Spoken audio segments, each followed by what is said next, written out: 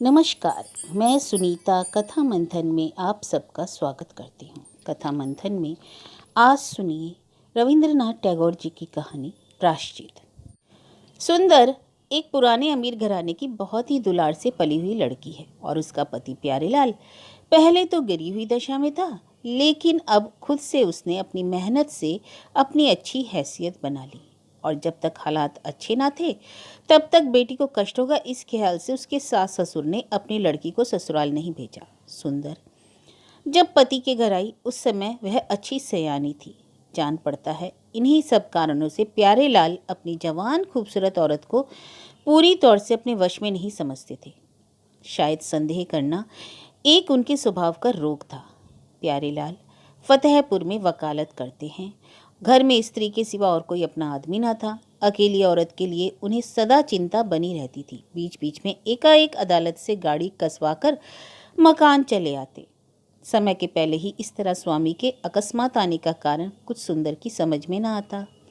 बीच बीच में प्यारेलाल नौकरों की अदला बदली करने लगे। कोई नौकर महीने 2 महीने से अधिक नहीं टिकने पाता। कुछ कामकाज की असुविधा होने के ख्याल से सुंदर जिस नौकर के लिए कुछ सिफारिश कर देती थी वह तो उसी दिन जवाब पा जाता। शान वाली सुंदर को जितना ही बुरा लगता था उतना ही प्यारेलाल की तरफ से अद्भुत व्यवहार होता था। अंत में अपने को ना संभाल सकने के कारण प्यारेलाल ने जब कहारों को अकेले में बुलाकर अनेक प्रश्नों से अपना संदेह प्रकट किया तब वह बात सुंदर के कानों तक पहुंचने में कुछ भी देर न लगी। शान वाली और थोड़ा बोलने वाली स्त्री अपमान से चोट खाई सिंगनी की तरह भीतर ही भीतर फूलने लगी। इस पागलपन के संदेह ने प्रलय खंड की तरह दोनों के बीच में पड़कर दोनों को एकदम अलग कर दिया। सुंदर के आगे उनका तीव्र संदेह प्रकट हो जाने पर जब लज्जा जाती रही तब प्यारेलाल खुल्लम खुल्ला रोज पग पग पर संदेह प्रकट करके स्त्री के साथ लड़ाई झगड़ा करने लगे। सुंदर जितना चुपचाप अनादर का भाव प्रकट करके कोड़े के समान चुटीले तीक्ष्ण कटाक्षों से पति के होश ठिकाने करने की चेष्टा करने लगी उतना ही प्यारेलाल का संदेह और भी बढ़ने लगा। इस प्रकार स्वामी के सुख से वंचित होकर पुत्रहीन जवान औरत ने धर्म की ओर मन लगाया। ब्रह्मचारी परमानंद स्वामी की चेली हो गई और नित्य मंदिर में जाकर उनके मुख से श्रीमद् भागवत की कथा सुनने लगी। नारी हृदय का सारा व्यर्थ प्रेम और स्नेह केवल भक्ति के आकार में ढलकर गुरुदेव के चरण कमलों में जमा होने लगा। परमानंद स्वामी का चरित्र कैसा है यह बात दूर दूर तक के लोगों को अच्छी तरह मालूम थी। सब लोग उन्हें आदर की दृष्टि से देखते और उनकी पूजा करते। प्यारेलाल इनके बारे में खुलासा संदेह नहीं प्रकट कर सकते थे। उनका संदेह हृदय के भीतर के पके फोड़े की तरह भीतर ही भीतर पीड़ा पहुंचाने लगा। एक दिन मामूली बात पर प्यारेलाल ने जहर उगल दिया। स्त्री के आगे परमानंद को बदमाश बगला भगत कहकर गाली दी। अंत को कहा कि तुम शालिग्राम की बटिया हाथ में लेकर कसम खाओ कि मन ही मन तुम उस बदमाश को चाहती हो या नहीं। चोट खाई हुई नागिन की तरह सांस लेकर स्वामी को वैसी ही चोट पहुंचाने के लिए सुंदर ने झूठ मूठ कहा चाहती हूँ, अब तुम जो चाहे कर सकते हो करो। प्यारेलाल ने दरवाजे पर ताला बंद कर दिया और आप अदालत चले गए। सुंदर से क्रोध के मारे ना रहा गया। उसने किसी तरह दरवाजा खुलवा लिया और चल दिए। परमानंद स्वामी एकांत में सुनसान दोपहर के समय शास्त्र पाठ कर रहे थे। बिना बदल की बिजली की तरह सुंदर ब्रह्मचारी के शास्त्र अध्ययन के बीच में जा गिरी।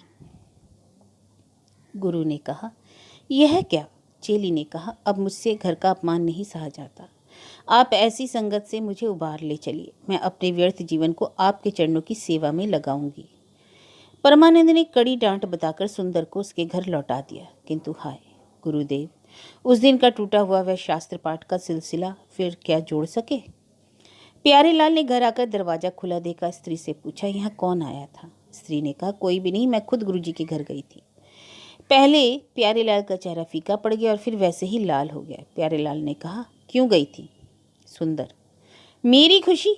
उस दिन से दरवाजे पर पहरा बिठलाकर स्त्री को घर में कैद कर प्यारेलाल ने ऐसा उपद्रव मचाना शुरू किया कि तमाम शहर में उनकी बदनामी फैल गई। इस अपमान और अत्याचार की खबर से परमानंद की धर्म चिंता दूर हो गई। उन्होंने उस शहर को शीघ्र ही छोड़ देना ठीक और कर्तव्य समझा, लेकिन अपमानित और सताए जा रहे भक्त को छोड़कर वह वहां से किसी तरह न जा सके। ब्रह्मचारी के इन कई दिनों का इतिहास अंतर्यामी ही जानते हैं। अंत को उसी कैद के भीतर सुंदर को गुरुजी का पत्र मिला। उसमें लिखा था, मैंने सोचकर देखा इससे पहले बहुत सी साधना करने वाली स्त्रियां कृष्ण के प्रेम में घर बार छोड़कर चली गई हैं। अगर संसार के अत्याचार से भगवान भजन में कुछ विघ्न होता हो तो उसमें मन ना लगने पाता हो तो बतलाना। मैं भगवान की सहायता से उनकी दासी को उबार कर प्रभु के चरण अरविंदों तक पहुंचाने की चेष्टा करूंगा। फागुनवदी पंचमी बुधवार को तीसरे पहर 3 बजे तुम चाहो तो गोकुलनाथ जी के मंदिर के पिछवाड़े मुझसे मुलाकात हो सकती है। सुंदर ने उस पत्र को लपेटकर जूड़े के भीतर खोस लिया। फागुनवदी पंचमी के दिन नहाने के समय बाल खोलकर सुंदर ने देखा चिट्ठी ने चट ख्याल आया कि शायद किसी वक्त जूड़ा ढीला हो जाने से चिट्ठी बिछौने पर गिर पड़ी और वह उसके स्वामी के हाथ लग गई। वह पत्र पढ़कर डाह के मारे उसका पति जल रहा होगा, यह सोचकर सुंदर का मन ही मन एक प्रकार के ज्वालामय आनंद का अनुभव प्राप्त हुआ। लेकिन यह कल्पना भी उसके लिए असहनीय हो गई। जिस पवित्र पत्र को उसने अपने सिर पर जगा दी थी, वही पत्र उसके कपटी स्वामी के हाथ लगने से कलंकित हो गया है। वह जल्दी से पति के कमरे में गई। कमरे में जाकर देखा उसका पति जमीन में पड़ा गौं गौं कर रहा है, मुंह में फेना निकल रहा है और आंखों की पुतलियां ऊपर चढ़ गई। दाहिने हाथ की बंधी हुई मुट्ठी से वह पत्र छीनकर सुंदर ने फुर्ती से डॉक्टर को बुलवा भेजा। डॉक्टर ने आकर कहा, अपोलेक्सी। उस समय प्यारेलाल मर चुके थे। उस दिन प्यारेलाल को एक जरूरी मुकदमे में बाहर जाना था। परमानंद स्वामी इतना नीचे गिर चुके थे कि प्यारेलाल के उस तारीख को बाहर जाने की खबर पाकर ही सुंदर को उन्होंने वह चिट्ठी लिखी थी। तुरंत ही विधवा हुई सुंदर ने जैसे कमरे की खिड़की से गुरुजी को मंदिर के पिछवाड़े चोर की तरह खड़े देखा, वैसे ही चौंककर उसने नजर नीची कर ली। गुरुजी का कितना अधःपतन हो गया है, यह बात बिजली की रोशनी की तरह एकदम उसके हृदय में भासित हो गई।